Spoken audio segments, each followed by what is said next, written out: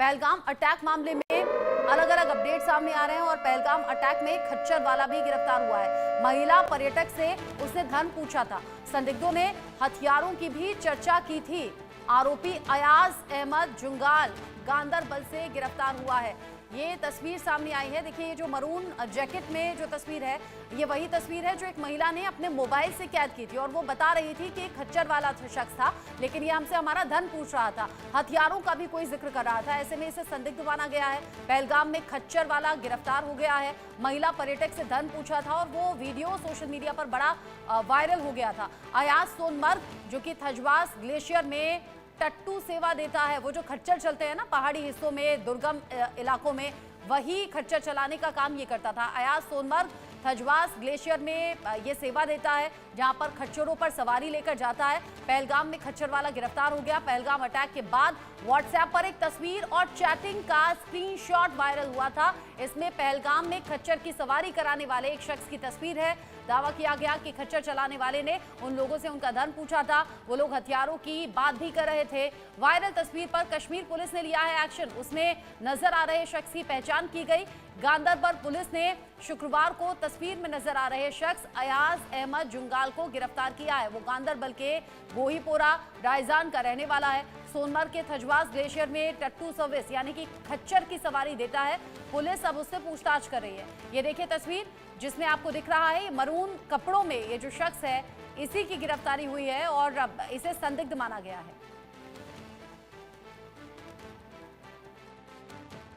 जम्मू कश्मीर से लौटी एकता तिवारी अपना ट्रिप कंप्लीट कर करके 20 अप्रैल को वापस आई हैं।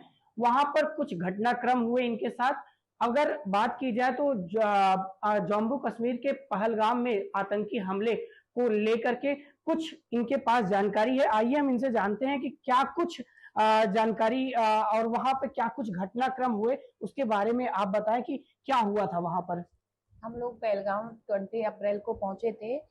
सब कुछ हमको नॉर्मल लगा था। हम लोग गए तो पहले से ही सेफ्टी के साथ में थे कि हम सोच के गए थे कि वहाँ पे आर्मी फोर्स वगैरह होगी तो हमें केयर से रहना है वहाँ पे, लेकिन वहाँ पे कोई भी सिक्योरिटी वगैरह नहीं थी, तो हमें लगा नॉर्मल है कि यहाँ पे कुछ ऐसे होता नहीं है, क्योंकि यहाँ से हम लोग गए थे तो हमें सारे रिलेटिव बता के बोले थे वहाँ पे आए दिन हमले वगैरह होते हैं। तो फिर हम भी थोड़ा सा शरारत वगैरह करना आपस में करने लग गए थे, फ्रेंडली रहने लग गए थे। वहां पे जाके हम लोग नीचे से कश्मीर वैली तक गए थे और जो जहाँ पे हमला हुआ है वो नीचे से 6 किलोमीटर ऊपर है। हमको हिल्स पे जाना पड़ता है 6 किलोमीटर ऊपर। हम लोग गए, आधे रास्ते में खच्चर वाले थे। खच्चर वालों के साथ में कोई आया, तो मैं आपको फोटो दिखाती हूँ। ये इंसान मेरे से सबसे पहले पूछता है आप कहाँ से आए हो, तो मेरे को वो चीज नॉर्मल लगी, तो मैंने बोला मैं जो है आई हूँ यहाँ रहने वाली, मैं राजस्थान जयपुर की हूँ, लेकिन मैं आई अभी जौनपुर से हूँ, बाबा काशी के यहाँ से। तो फिर वो मेरे से बोलते हैं कि आप वहां से आए हो, तो आप हिंदू हो या मुस्लिम हो? तो मैंने, आपका नाम क्या है? मैंने बोला मेरा नाम एकता। आगे मैंने कहा एकता, तो बोले नाम, मैंने कहा मैं एकता ही लगाती हूँ। फिर वो शांत हो गए, थोड़ी देर 10 सेकंड शांत रहे। फिर मेरे से बोलते हैं कि आप कितने लोग आए? मैंने कहा हम लोग 20 लोग आए। तो बोले बाकी के लोग क्या है? अब पता नहीं क्यों मैं सडनली से बोलती, मैंने कहा अब मेरे है ना जो साथी आए वो मुस्लिम है, सिर्फ मैं ही हिंदू हूँ और मेरे भाई हिंदू हैं। जो भाई साथ में थे तो वो रुद्राक्ष वगैरह पहने हुए थे, वो हाईलाइट हो गए थे। बोले तुम्हारे साथ घर से कौन कौन आया? मैंने कहा मेरे भाई लोगों के साथ आई और फ्रेंड्स लोगों के साथ, पति और बच्चे। मैंने कहा बच्चे पति सब साथ थे मेरे। मैंने कहा वो नहीं आए मेरे साथ में, हम लोग ही आए। तो फिर वो बोले आप कभी कुरान पढ़े हो? नहीं, आप वहां से हो राजस्थान से, तो आप अजमेर तो गए होंगे, अजमेर दरगाह गए हो? मैंने कहा मैं कभी अजमेर दरगाह नहीं गई हूँ। तो बोले कि आप कुरान पढ़े हो? मैंने कहा नहीं।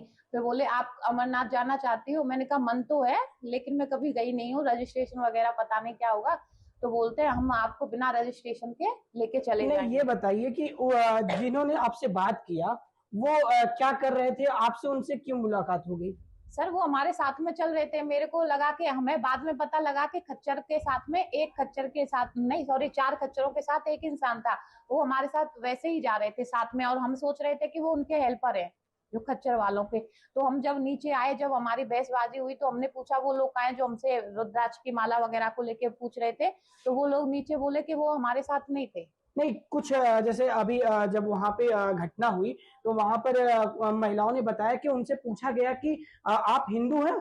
तो क्या आपसे भी हमसे ऐसा कुछ हमसे हमसे सीधे पूछा गया आप हिंदू हो या मुस्लिम हो, और हमसे ये भी पूछा गया कि कुरान पढ़ती हो कि नहीं पढ़ती हो। मैंने बोला कि मैं कुरान नहीं पढ़ती हूँ, लेकिन मेरी फ्रेंड्स वगैरह पढ़ती हैं।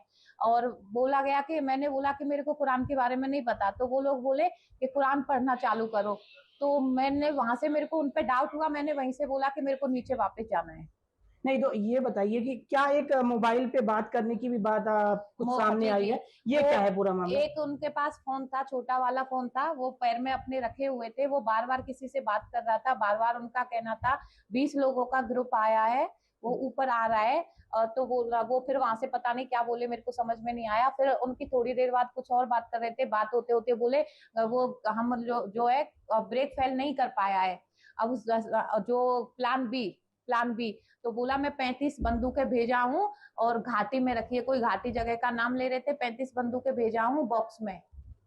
ये उनकी बातें हो रही थी। नहीं, तो आपसे जो है किस बात को लेकर के उनसे उन्हीं से बहसबाजी हुई जिनसे जिन्होंने कहा कि 35 वो बंदूकों की बात? बहसबाजी, मेरी भाई जो रुद्राक्ष पहना हुआ था, वो रुद्राक्ष को पहन उससे पूछ रहा जा रहा था कि ये क्यों पहने हो। तो भाई बोला मेरे को इससे पावर मिलती है, मेरे को पॉजिटिव फीलिंग आती है, मैं पॉजिटिव वाइब्स के लिए ये पहना हूँ। तो बोले आओ तुमसे है ना बात करनी है, उधर आओ। तो इतने में वो ये पकड़े कॉलर। तो फिर मैं बोली कॉलर क्यों पकड़े हो आप? फिर मेरे भाई भी बोले कॉलर क्यों पकड़े हो? हम चारों पांचों हस्बैंड वगैरह सब बोले कॉलर क्यों पकड़ रहे हो?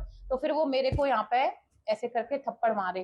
तो फिर भाई वगैरह और भी अग्रेसिव हो गए। तो फिर हम लोगों ने भी फिर अपने बचाव के लिए, समझ में ही नहीं आ रहा था अपनी सेफ्टी कैसे करें, सिर्फ एक आइडिया आया था कि फोन में नेटवर्क होता नहीं है, लाइव आने का कोशिश करते हैं, क्या पता कोई हेल्प मिल जाए, क्योंकि वहां पे सिक्योरिटी नहीं थी। अब लाइव आने के लिए नेट चाहिए होता है, वहां पे सिम तो ब्लॉक हो जाती है हम लोगों की। तब भी हम लोग ऐसे करके, ऐसे हमने फोन पकड़ा कि ये हमारे साथ ऐसे बदतमीजी कर रहे हैं। वो वीडियो थोड़ा सा हम बना पाए, फिर वो फोन छीन लिए थे।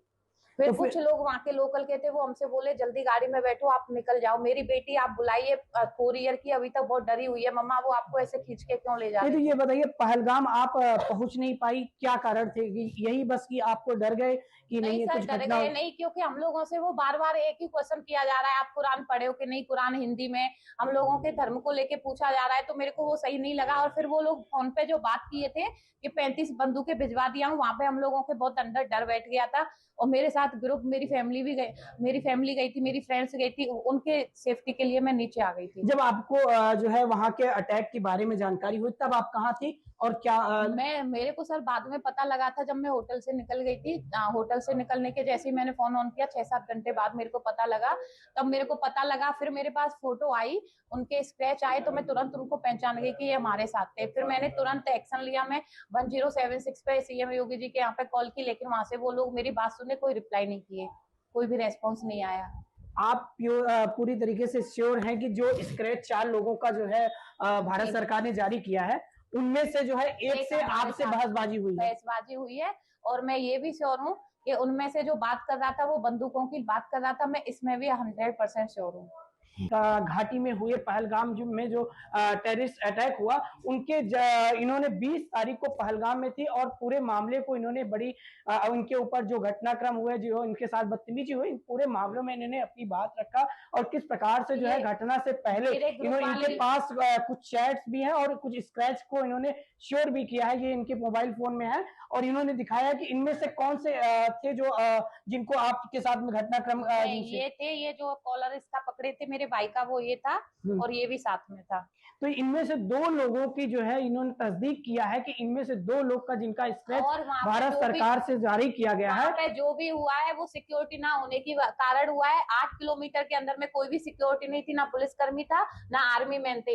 अगर वो होते तो ये होता ही नहीं, और वो पहले से ही वहां पे प्लानिंग कर रहे थे, क्योंकि हम लोग 20 तारीख को गए थे, 20 तारीख से पहले से उनकी प्लानिंग थी। हमको कैसे पता वो 35 बंदूकों की बात कर रहे हैं? हम तो वैसे ही, उनका आतंकी हमला तो बाद में हुआ, हम तो पहले ही उतर के भाग आए थे डर की वजह से।